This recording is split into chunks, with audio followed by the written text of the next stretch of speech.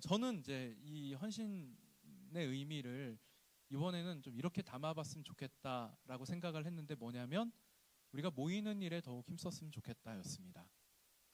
물론 이제 우리 청년들이 잘해요. 제가 뭐 여러분들을 특별히 칭찬을 해야 된다 그러면 뭐 어떤 이야기를 할 수 있을까? 우리 청년들이 잘하는 부분이 있습니다. 뭐냐면 뭐 하자 그러면 참 불만 없이 그래도 잘 따라와 준다는 거예요.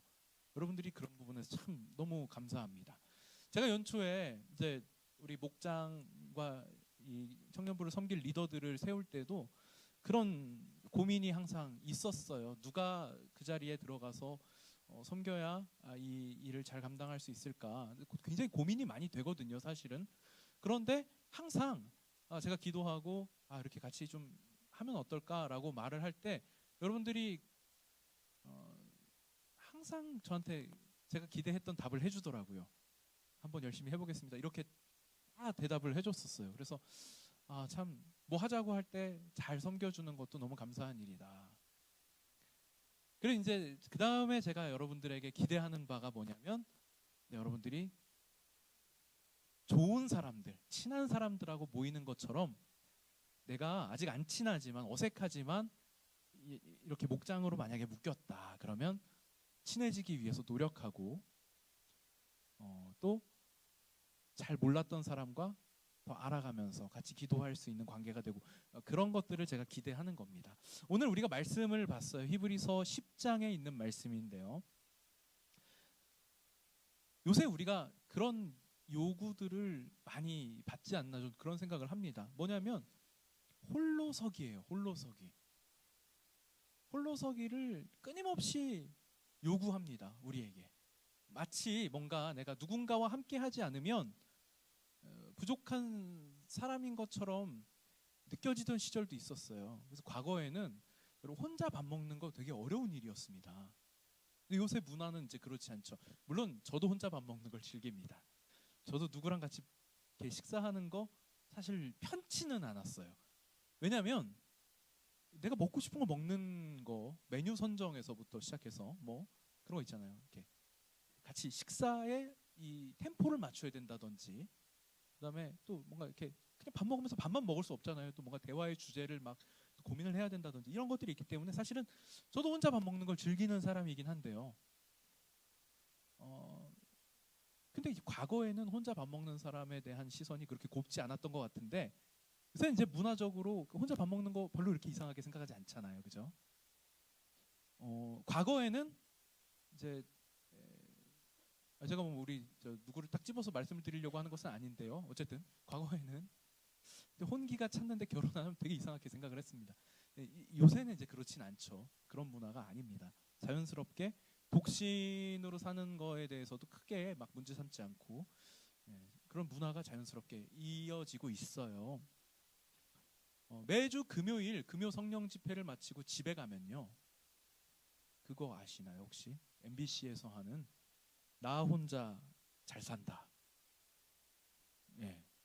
나 혼자 산다인데, 실제로 그 사람들이 그러면 자기들 혼자 잘 살고 있나? 근데 보면 자기들도 외로우니까 그 혼자 사는 사람들끼리 뭐 그 모임을 만들죠. 같이 여행도 가고 뭐 체육대회도 하고, 최근에 보니까 수련회도 했어요.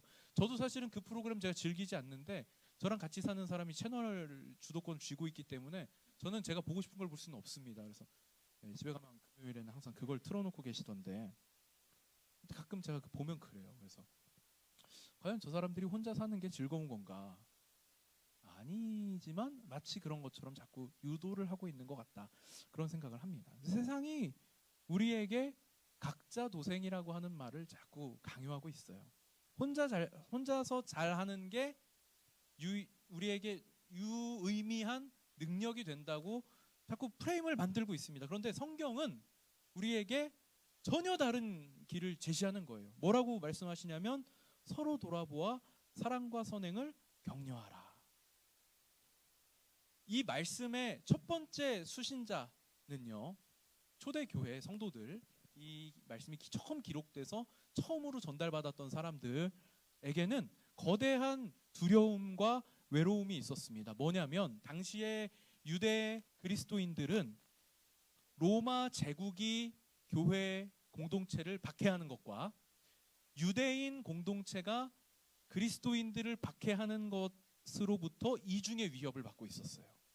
이제 우리가 로마 제국의 위협에 대해서는 요한계시록 본 동안에 많이 얘기를 들었었습니다. 그래서 국가의 정책에 반하는 사람들이라는 평가를 받았어요. 그래서 정책적으로 박해가 시작되니까 교회 공동체의 모임이 어려워지기 시작을 했습니다. 근데 또 하나는 뭐냐면 유대 공동체가 예수 믿는 사람들을 탐탁치 않게 여겼다는 거예요. 왜냐하면 유대인들 입장에선 그런 거예요. 유대 교회 이단과 같은 거예요. 그러니까 구약 성경에 보면 하나님께서 이제 유대인들에게 말씀을 주실 때 뭐라 그러시냐면 너희가 다른 신을 섬기자고 말하는 사람이 있거든 돌로 쳐라 그래요.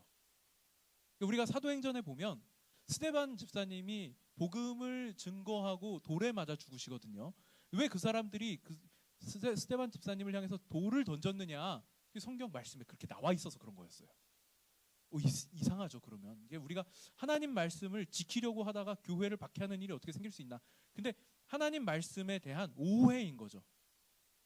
왜냐하면 스데반 집사님이 전한 복음은 하나님을 잘 섬기기, 바르게 섬기기 위한 길로서 예수 그리스도를 제시하는 것인데 그들이 받아들일 때는 다른 신을 섬기자고 얘기하는 것과 같다고 여겼기 때문에 스데반 집사님을 박해했던 겁니다. 그래서 유대인들의 입장에는 그리스도인들이 탐탁치 않은데 심지어 이 사람의 출신이 유대인이면 더 꼴보기가 싫은 거예요. 더 인정할 수가 없는 거예요.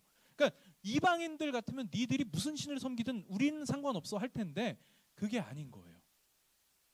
그래서 유대 그리스도인 공동체는 히브리인 그리스도인 공동체는 로마 정부와 그리고 자신들의 동족이라고 할 수 있는 유대인들로부터 이중의 박해를 받고 있었습니다.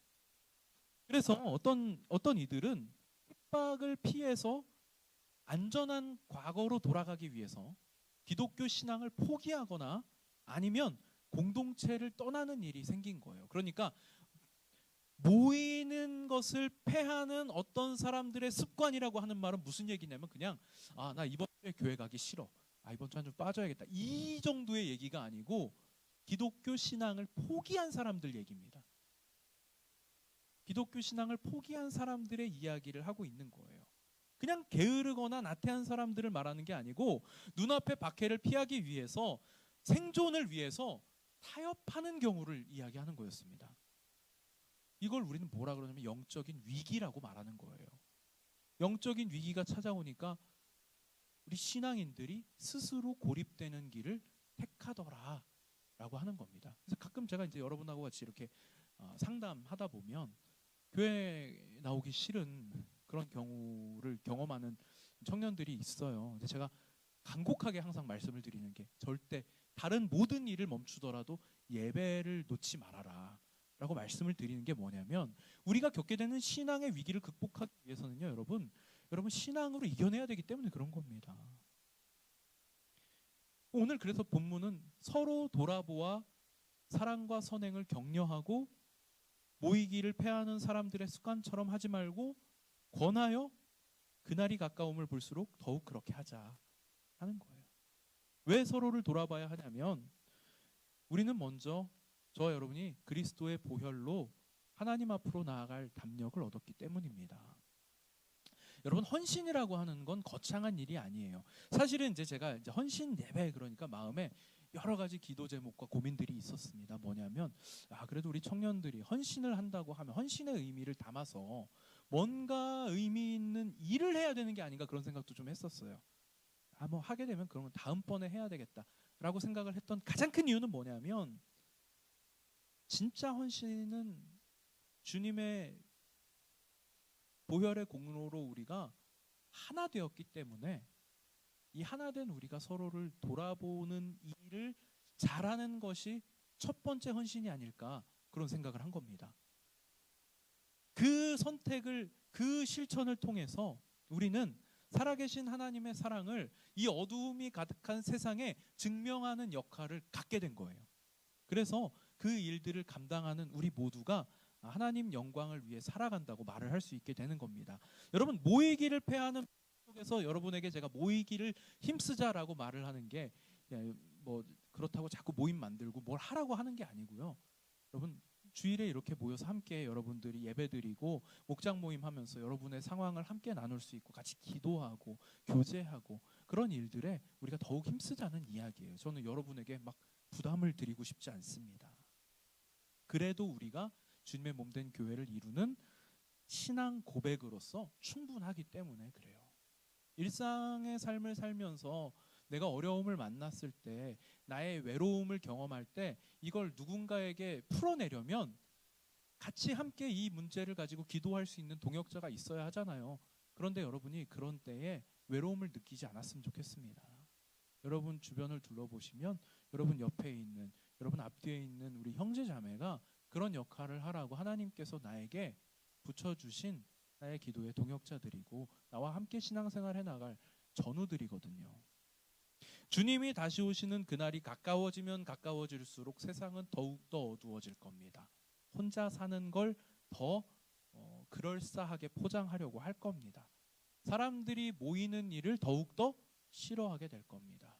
공교롭게도요, 이 기독교 신앙을 좋아하지 않는 그런 국가들이 있어요. 지금도 있습니다.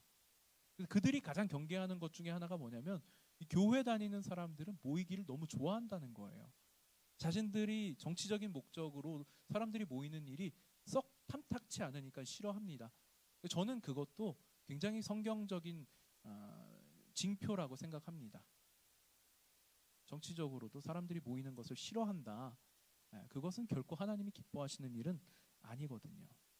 여러분, 우리가 서로가 필요하다는 것을 인정합시다. 혼자 걸으면 넘어지지만 함께 걸으면 끝까지 같이 갈 수 있습니다. 그러니까 더욱 그렇게 합시다. 서로 돌아보고 사랑과 선행을 격려하는 일이 오늘 이제 우리가 함께 헌신의 의미를 담아 드리는 찬양과 모든 발표 안에 담아 있기를 소원합니다. 주님이 오시는 날은 반드시 가까워 옵니다. 우리는 체감하지 못할지 모르겠지만 하루하루 가까워지고 있습니다. 순간순간 더욱 그렇게 되고 있습니다. 세상이 각자 도생을 말할 때 우리는 그리스도의 피로 하나 되어 하나님 피값으로 사신 공동체로서 더욱 모이기에 힘쓰기를 바랍니다. 오늘 이 헌신 예배가 그런 의미를 담아서 하나님께 올려드리는 아름다운 예배가 되기를 소원합니다.